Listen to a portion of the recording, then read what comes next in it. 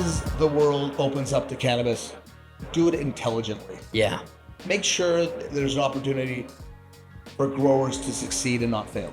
Anytime anyone wants to buy an LED light, they've been growing with HPS for years, I never sell them a whole room full of LED lights. I'm looking for Jair. I didn't know Yeah, if but he heard that.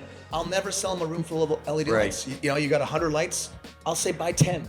Learn the product, learn the process first. I want you to succeed. This has to be a win for you first, and indirectly, if you believe in what I believe, then I'll win. But until then, I want to see you as a grower succeed. Yeah, Full stop. yeah. Thank you so much for your time today, Justin. Can we get a round of applause here for our guests today? Thank you, guys. We are the third and final day, MJ Biz 2024. Brother, thank you for your time. Thank you, Dick. Appreciate you. Great job.